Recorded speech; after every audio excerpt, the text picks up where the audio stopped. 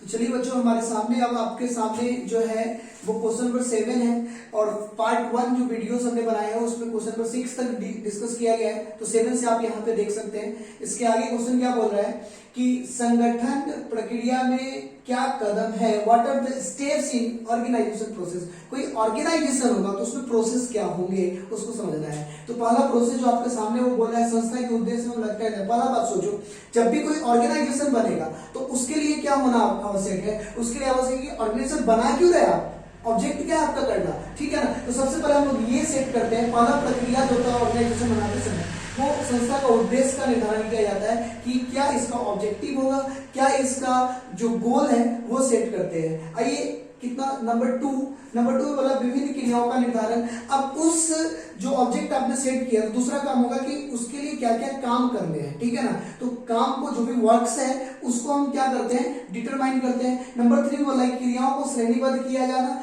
मतलब जो काम आपने सोचा कि चलो आपको मान लो सीए करना है तो सीए के लिए पहले क्या करना पड़ेगा, 12th करना होगा, +2, फिर CA CPT CA foundation, IPCC मतलब इंटरमीडिएट, उसके बाद फाइनल। तो जो भी चीज करनी वो प्रोसेस है। तो उस प्रोसेस में पहला काम कौन सा हो जाएगा, फाउंडेशन। तो आपको क्या करना पड़ेगा कि आपका ऑब्जेक्ट भले ही पहले आपने डिटरमाइन किया कि सीए करना है, फिर आपने डिटरमाइन किया कि पढ़ना पड़ेगा, पढ़ने के लिए फिर कौन कौन सा काम पहले कौन कौन सा सब्जेक्ट पढ़ना है, किस स्थिति में पढ़ना है, ये सब चीज सेट करेंगे। तो विभिन्न क्रियाओं का निर्धारण करना, मतलब आपने वर्क तो डिटरमाइन कर लिया, कब काम कौन सा काम पहले करना है कौन बाद में, वो आपको डिटरमाइन करना पड़ेगा। नंबर 4 बोला है कर्मचारियों के मध्य कार्य का आवंटन। अब उसके बाद जब संगठन है तो उसमें वर्कर्स होंगे, तो वर्कर्स के बीच आपको ऑर्गेनाइजेशन का अगर बात किया जाए तो जो काम आपने डिटरमाइन किया वो तो सभी लोगों के बीच बांटना होगा, तो लोगों के बीच बांट देंगे कामों को। फिर बोला अधिकार सत्ता कर्तव्यों एवं दायित्वों की व्याख्या करना। अब किस कर्मचारी के क्या राइट्स है, क्या ऑब्लिगेशन है, क्या ड्यूटीज है वो आपको बताने पड़ेंगे, ठीक है ना। और फिर अधिकार को सौंपा जाना, जो भी राइट्स होंगे सभी जो भी काम आप देंगे ना उसके लिए उसको राइट्स भी दिया जाता है, ठीक है। लाइबिलिटीज देंगे तो उसके लिए आपको राइट्स भी देने पड़ेंगे, तो ये भी आपको देना पड़ेगा। उसका लाते हैं क्वेश्चन में कितना 8 में बोला what is the difference between authority, responsibility and accountability. मतलब क्या बोला है, ऑथोरिटी, रिस्पांसिबिलिटी और अकाउंटेबिलिटी में क्या डिफरेंसेस है। एक बात ठीक से अगर आप देखिए तो ऑथोरिटी अधिकार, रिस्पांसिबिलिटी और अकाउंटेबिलिटी जो है इसमें क्या अंतर है ये आपसे पूछा जा रहा है। आप समझिएगा ये एक तरीके से जुड़ा हुआ चीज है, कनेक्टेड है। देखो अगर किसी को क्या करेंगे, ऑथोरिटी मिलेगा तो उसको रिस्पांसिबिलिटी भी मिल जाएगा और अकाउंटेबिलिटी भी के साथ उसको निभाना भी पड़ेगा, है ना। बोल रहा है कि अधिकार, उत्तरदायित्व और उत्तरदेयता में क्या अंतर है ये आपको बताना पड़ेगा। तो यहाँ साफ साफ पहले मैं एक बार पढ़ के बता दूं, बच्चे बोलते हैं कि सर ये देखना भी होता है हमें, तो एक बार आप इसको देखिए। देखिए पहला बोला अधिकार, उत्तरदायित्व, उत्तरदेयता शब्द आपस में एक दूसरे से संबंधित और जुड़े हुए, ये तीनों शब्द साथ साथ चलते हैं। अधिकार से हमारा तात्पर्य शक्ति प्रदान करने से है, उत्तरदायित्व का अर्थ अपने कर्तव्य का पालन करने से, और उत्तरदेयता का अर्थ किसी के प्रति प्रतिबद्ध होने से है। अधिकार और उत्तरदायित्व में एक अंतर है कि अधिकारों का अंतरण हो सकता है जबकि उत्तरदायित्व का नहीं, ठीक है ना।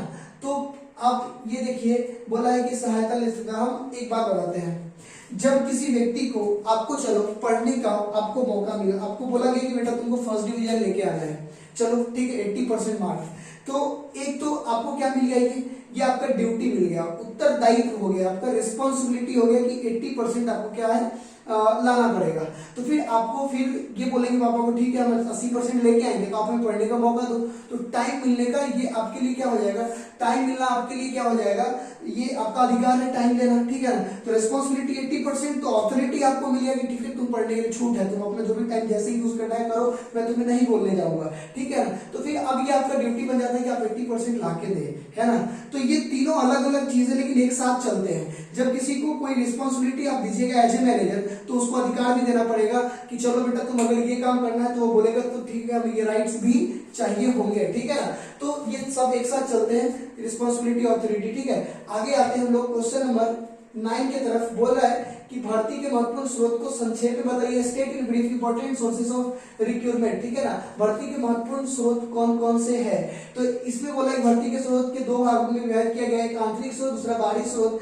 आंतरिक स्रोत और बाहरी स्रोत किसको बोलते हैं, आंतरिक स्रोत का मतलब जैसे मान लीजिए एक ऑर्गेनाइजेशन है और उसमें पहले से बहुत सारे कर्मचारी होंगे, अपने कर्मचारी को प्रमोशन दे सकते हैं, फिर जो भी लोग पहले से छोड़ के गए उसको दोबारा आप बुला सकते हैं। तो बहुत सारे ऐसे जो पहले से आपके यहाँ कनेक्टेड है उन लोगों को जब वो अपने पास बुलाते हैं तो उसे बोलते हैं आंतरिक स्रोत। बाहरी स्रोत में क्या हो गया, जिसको जो भी हब है, जैसे मान लो कॉलेजेस है, वहां से आप वर्कर्स को उठा के ला सकते हैं, कहीं भी अलग काम ट्रेनिंग कर रहा होगा तो ट्रेनिंग सेंटर से उठा के ला सकते हैं। तो अलग अलग जगह से बाहर से लेके आते हैं तो वो बाहरी स्रोत हो जाता है। आपके बिजनेस से संबंधित लोग होते हैं तो आंतरिक स्रोत में आते हैं भर्ती करने के लिए लोगों को। ठीक है, आइए नेक्स्ट क्वेश्चन में चलते हैं। क्वेश्चन नंबर 10 आप देख सकते हैं, बोला है कि भर्ती से क्या तात्पर्य है, what is mean by recruitment, how is it different from selection. ठीक है ना, तो बोला है कि भर्ती का मतलब क्या है। अब बोला है कि संभावित कर्मचारी को ढूंढने की प्रक्रिया तो उन्हें संगठन में पदों के लिए आवेदन देने के लिए प्रेरित करने को भर्ती कहते हैं। अब बहुत चयन ऐसी प्रक्रिया है जो भर्ती के समय बनाए गए सामाजिक पद प्रत्याशियों को के निकाय में से कर्मचारियों को चुनती है। देखिए दो बात हो गया, एक हो गया भर्ती, दूसरा हो गया चयन। भर्ती का मतलब होता है लोगों को बुलाना। जैसे आप बोलते हैं कि देखो पेपर में जो एडवर्टाइजमेंट देखते हैं वो भर्ती कहलाता है, या कहीं भी आप देखते हैं ना कि चलो इतने लोगों को सिलेक्शन किया जाएगा, तो उससे पहले जो हम देखते हैं एडवर्टाइजमेंट वो भर्ती होता है। और लोगों को जब सिलेक्ट कर लेते हैं, मतलब जितने लोग, मान लो 10,000 लोग आवेदन दिए कि हमें नौकरी चाहिए, उसमें से आपको 5,000 लोग फिट लग रहा है, तो जो 5,000 लोगों को आप रख लेते हैं अपने पास, उसे सिलेक्शन बोला जाता है। तो भर्ती का मतलब है लोगों को बुलाना, और रख लेना मतलब चयन होता है।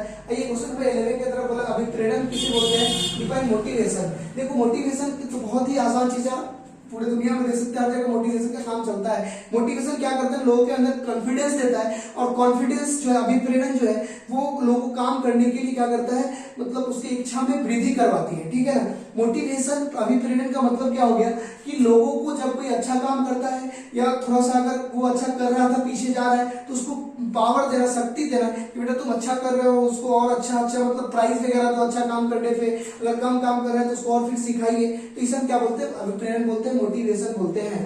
क्वेश्चन नंबर 12 की तरफ आते हैं, what is information informal communication, अनौपचारिक संप्रेषण क्या है। बोले व्यक्तियों एवं समूहों के मध्य होने वाले संप्रेषण जो आधिकारिक औपचारिक तौर पर नहीं होते हैं उन्हें औपचारिक अनौपचारिक संप्रेषण कहा है, जिसके अंतर्गत विचार एवं सूचनाओं का आदान प्रदान होता है। इस प्रकार की सूचना प्रणाली को देखो, व्यक्ति एवं समूह के मध्य होने वाला संप्रेषण जो आधिकारिक औपचारिक तौर पर नहीं होते हैं, मतलब कोई भी ऐसा कम्युनिकेशन जिसके लिए आपको बहुत रूल्स वगैरह फॉलो नहीं करना पड़ता है, बस ऐसे ही खबर को पहुंचा देते हैं किसी के पास, तो आप ये बोल सकते हैं कि इनफॉर्मल है, इसमें बहुत ज्यादा रिस्पॉन्सिबिलिटी होती नहीं है। Thank you very much.